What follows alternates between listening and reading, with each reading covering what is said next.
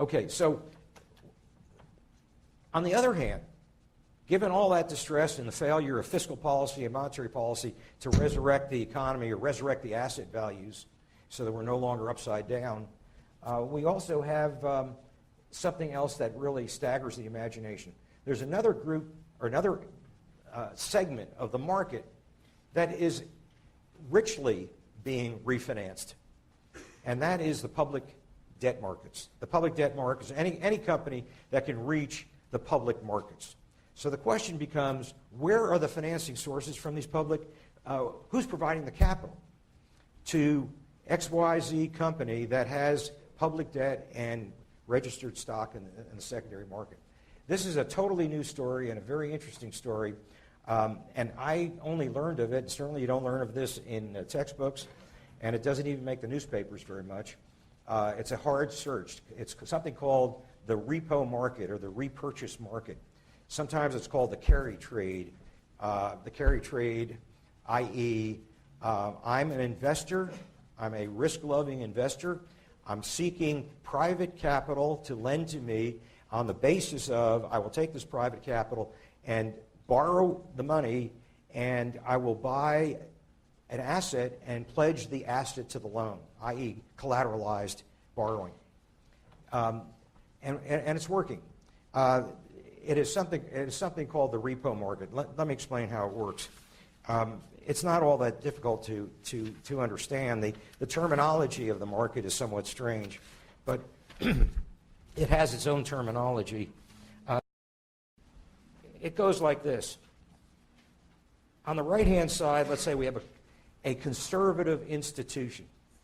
This conservative institution would be, it could be the UT endowment. It could be a pension fund.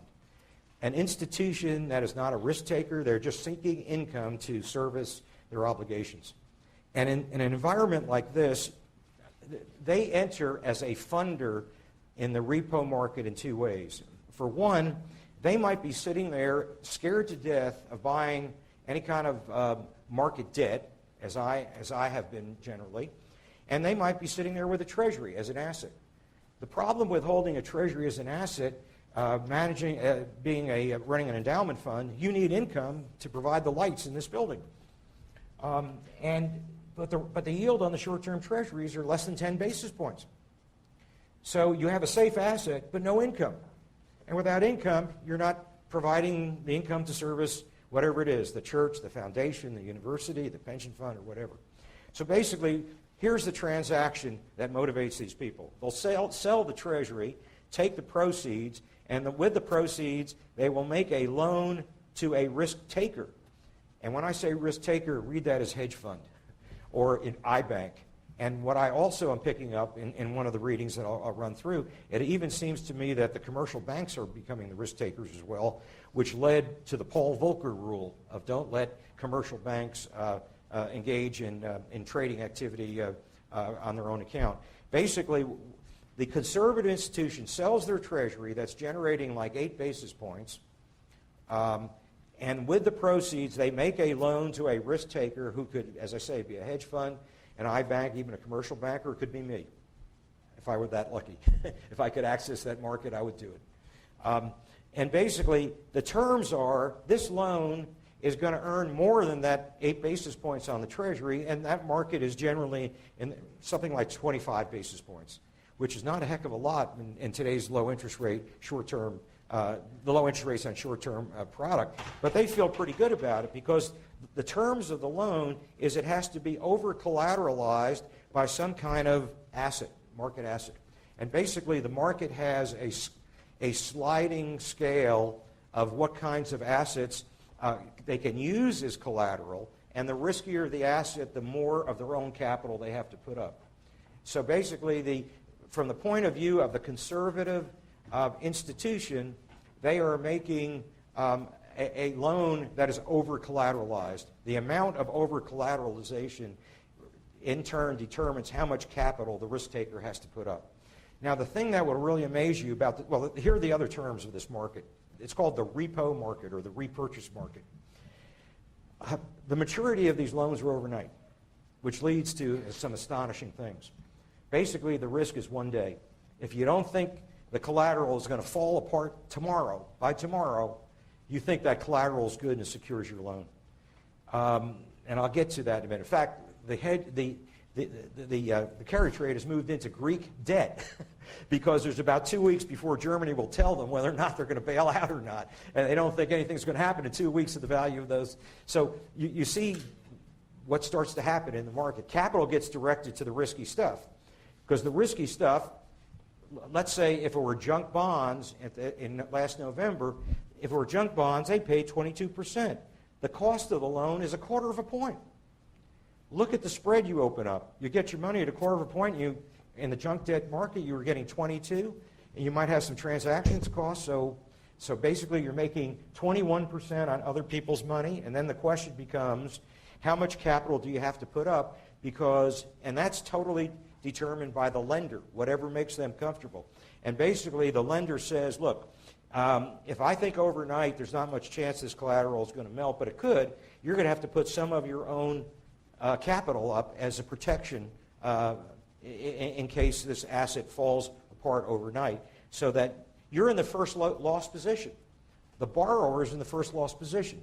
The over-collateralization protects his loan. Now, I'll tell you what it's like.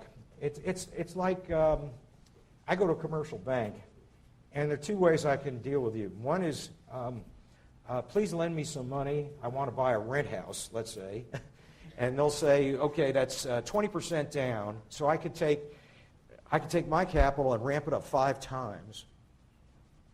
And I'm going to live on the spread. Namely, the rental income should exceed what I'm paying the bank. Now, in those kind of transactions, those are long maturity, so they look at it a little differently. Like, what is the long-term value of that house in Austin? Is Austin growing or not, or what? But in this market, since it's an overnight, the risk is negligible. That something dramatic will occur to wipe out the amount of capital. Except, we'll get there, Dave.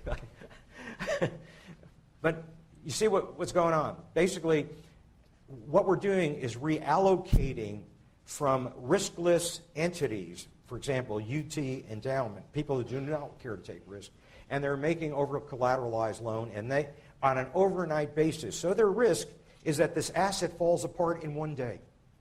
It's a 1-day maturity. Now, by the way, at the end of the day, they decide whether or not to renew it again the next day. And it's all set up in an automated process, and both borrower and lender has to decide to roll it over again 1 more day. So from their perspective, if you look at it from another viewpoint, what they've done is loan their funds in a way that they're over-collateralized, and basically, if this asset falls, what's going to happen is the risk taker is going to lose his capital. So basically what they did is bought insurance on their exposure. Now you can see that whole thing and more generally in the second example. Let's say take the same conservative institution, instead of holding treasuries that you want to sell and put the money to work as a loan, you want to get rid of this risky security that's on your portfolio. And those are problems faced by conservative institutions. And basically, they don't want to show on their books they have residential mortgage-backed securities. They don't want to show commercial mortgage-backed securities. First of all, you look like a fool as a manager of money, number one. Number two, anyone who's a regulator looks at that stuff and says, you're going to potentially lose a lot of money, and they start parking themselves in the corner office, and basically they put you on the watch list if you have a lot of those things. On the other hand, you say, well, look, why don't I sell it? But if you sell it, this thing's already underwater, and that's an accounting event you can't cover up any longer. So what you rather do is take this asset and sell it on an overnight basis to the risk taker, and what you do is you provide owner financing. Take this, and it's the same thing as I say, you do this business 2 ways. It's like me going to a bank, and the first is just borrowing and buying a house, and the loan is collateralized by the house. In the second instance, the bank has the house because they're already foreclosed on it. And they say, please take this house off my hands, and we will lend you the money to take the house off our hands. So the only question is, how much collateral do you have to put up? And now the difference is in the repo market, as I say, and this is a dramatic difference, is the maturity is overnight. So the whole risk profile is different.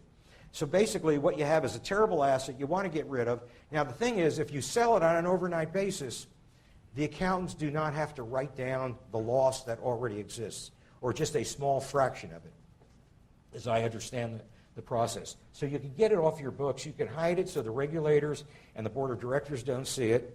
And furthermore, you truly have it off your balance sheet, and there is some capital on the part of the acquirer to offset some of the loss. So basically what you really bought was some insurance.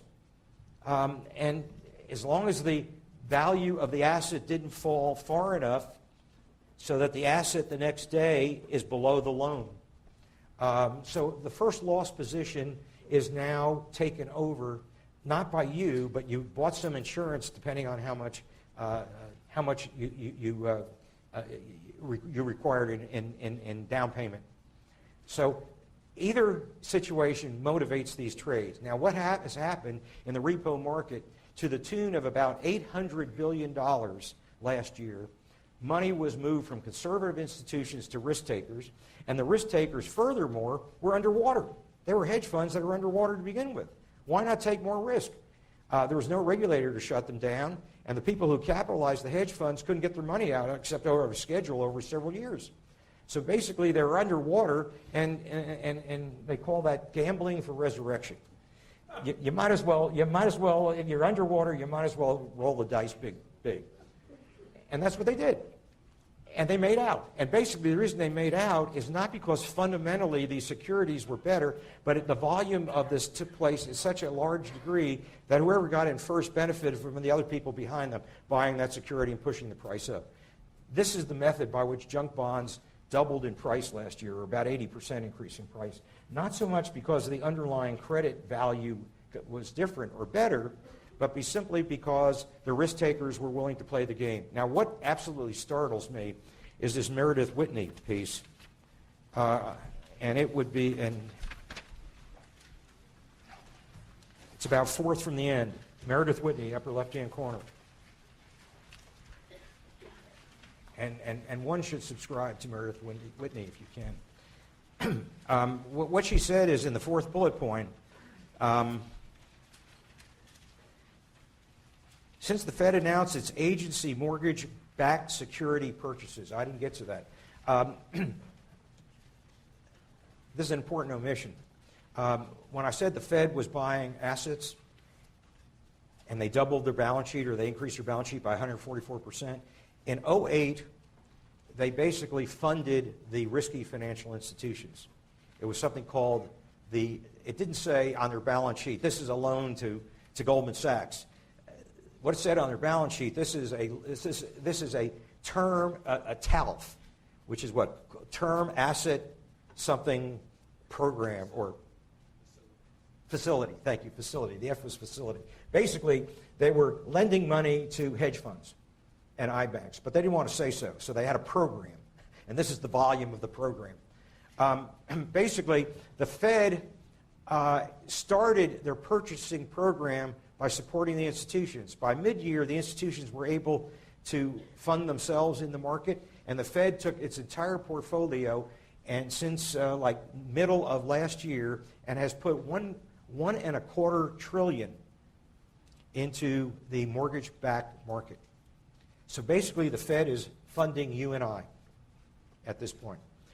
$1.25 trillion in the mortgage-backed market. So if the word gets out that the Fed is taking this huge purchasing machine of its that it has, and it's concentrating it on the purchases of mortgage-backed securities, well, anyone who can add up one and one and come to the conclusion of two means that we have this huge buyer in the market behind me, and I better buy some of that stuff, and better off do it on a leverage basis, or whoever will give me the residential mortgage-backed securities and allow me huge leverage.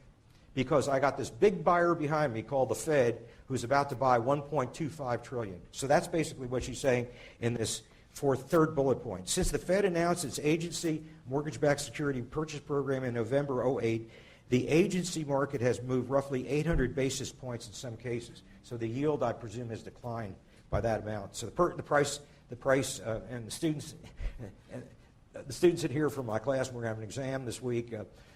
You all know at this